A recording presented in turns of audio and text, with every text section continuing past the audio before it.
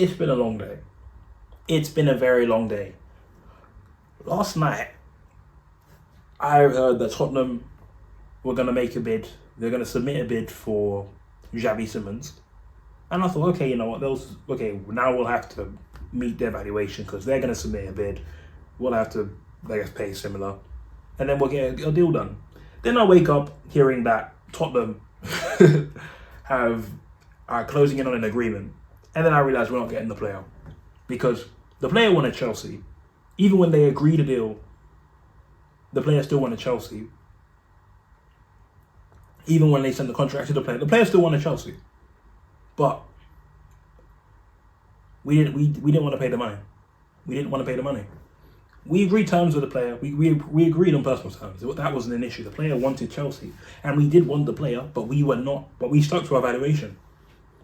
And I guess we wanted to wait until deadline day, hoping that Leipzig would lower their valuation. But when Tottenham just jumped in, they paid, got an agreement, and we just thought, all right, let's move on to someone else. That's what happened. And then Xavi Simons has now joined Tottenham. So he's a Tottenham player now. And we are left without an attacking midfielder. And the worst thing, that's not even the worst part. Spurs have got Kudus and Simons, and we got Garnacho and Gittins.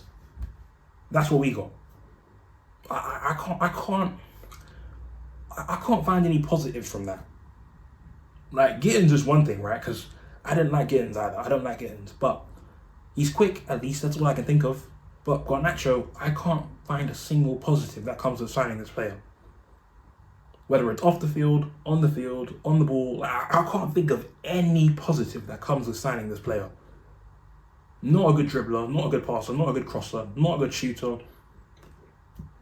Nothing. Nothing. Absolutely nothing. Right? And before we signed Gittins, I wasn't keen on him either, to be honest. But everyone was. And they were like, wait until Gittins touchdown, awful.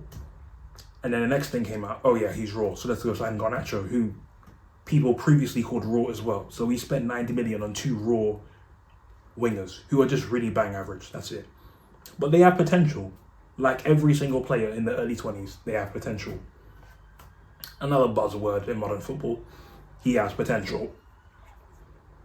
10 years ago, you had great players with the potential to be top players, and now you have bang average players with the potential to be good players. What's happened to the sport? What's happened to the sport?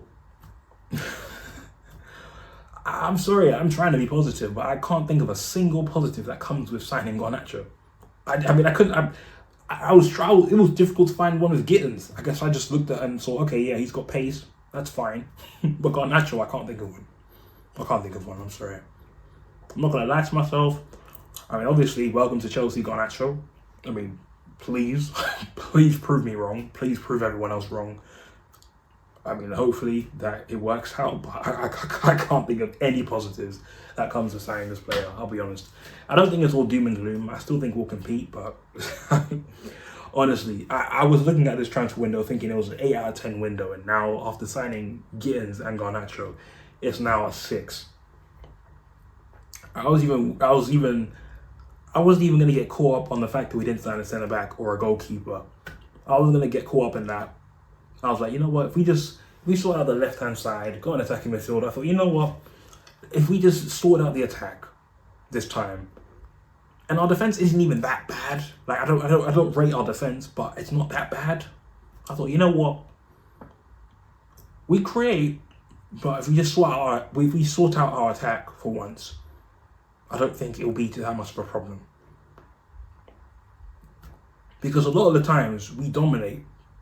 But the longer we go without scoring, or the longer we go without either creating or capitalizing on the chances that we create, then teams, obviously, they're going to get confident, and then you're eventually going to start conceding chances. That just happens. There's a shift in momentum. So I thought, you know what, if we finally source out our attack, we should be fine, at least for this season, right? And if there's still an issue with the defense, then we can address that later on, right? And now I feel like we've just caused more problems for ourselves signing those 2. And then with the attacking midfield, that leaves us now with 3 options. And by the way, I'm not happy that we didn't get Xavi Simons, but it's not all doom and gloom, right? If anything, I kind of respect that we walked out because we were looking for a backup, and if we feel that the valuation isn't reasonable, then yeah, we should move to someone else. There's no point paying 50 million for a player that's not going to start for us. Why would we do that? Why? So I respect that we just walked away, and it's a good message to the clubs that, like, okay, if you don't want to meet our valuation or find some sort of compromise, then we'll just go find another player that will do better for us. And we've done that in the past, and that's worked well for us. So I respect that we walked away. I respect that. I just wish we did the same thing with Garnacho and just found someone else that would do a lot better, because Garnacho and Gittins are not an upgrade on anything. They're not an upgrade on anything. They're not an upgrade on the last set of wingers that we had. So that's going to be something to watch now. Yeah, I'm sorry, I can't think of any positives. I wish I could, I just can't. I'm not going to lie to myself, I'm not going to lie to you. I think a lot of the fans are going to try and lie to themselves and each other and say, you know what, yeah, Garnacho, upgrade. He's not. I'm sorry. He's not. He's just not. Neither is Gittins, but we'll see. We'll see what happens. But with our attacking midfield, I guess now that leaves us with 3 options. Bonanonte, who I have never watched. I think Brighton just signed him recently, but we're bringing him on loan. I think we're looking at that. That's an option. Then there's Fermin Lopez, but I think Barcelona also want a similar... I think Barcelona are also charging as much as Leipzig. I think they want a similar bid. I think Barcelona want as much as Leipzig, so I don't think that's going to happen. And to be fair, Fermin Lopez is he's a good player. He's a good player. Not as tidy as the rest, to be fair, but he is a bit more tenacious and physical, so I guess that would help. Good player. But yeah, I don't think that's going to happen. And then there's Adam Wharton, who at first I thought, okay, maybe that could happen, but then when I saw United and Liverpool expressing their interest, that I sensed the bidding war there, and we're not gonna get him for less than £50 million. If those two are in for him, and there's a bidding war, so that only leaves us to Bonanonte. So I assume that's gonna happen. He's gonna come in on loan, and that'll be the end of that. But yeah, like the transfer window was exciting at the start, and then it just died at the end. To be honest with you, like it was an 8 out of 10, and now it's a 6 at best.